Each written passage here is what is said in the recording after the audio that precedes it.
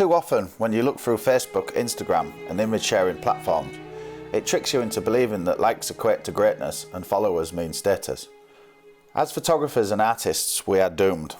A toxic relationship with your craft is born. A sophisticated algorithm system has hooked you into chasing the need to get more likes and followers. We all fall into the same trap. It's subconscious. Only when you bring it to the consciousness can you see it for what it is. A very powerful pull on your psychological need for validation, and masterfully skilled in order to play your brain's reward system like a fiddle.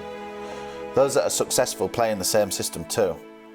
An example of this is those selling their presets, making you believe that if you buy, you too will be great and brilliant. Fantastic images are only possible if you follow my way.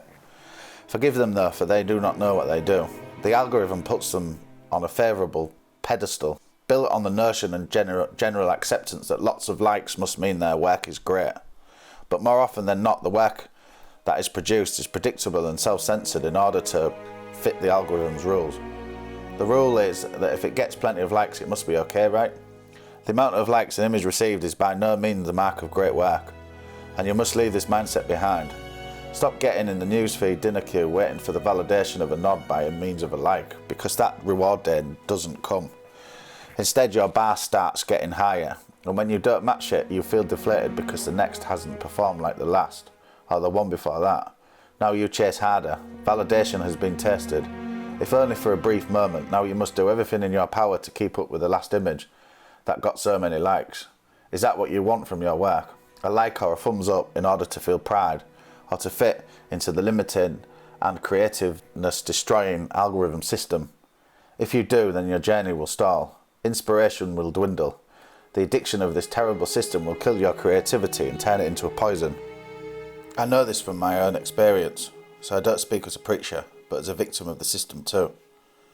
Video sharing platforms can be similar in nature too. YouTube is a wonderful resource, do not get me wrong.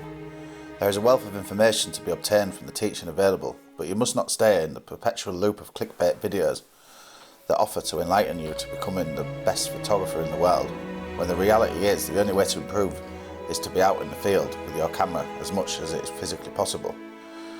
And when you do this, in time the camera will become an extension of you. You become a photographer from using your camera in every possible scenario, and the camera becomes a second nature and non-existent. You need to go out and find your own style. Use the lessons available as guidance. Put that guidance into practice, then close off from it for a while and go out and create. Forget social media and YouTube, whose algorithms are designed to keep you watching, in order to keep you absorbing adverts in between videos you know and love.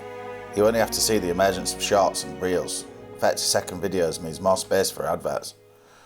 The trouble with the clickbait world we live in is you will spend the whole life in front of a screen, comparing yourself to others based on the likes and following, and no time mastering, then crafting your own masterpiece.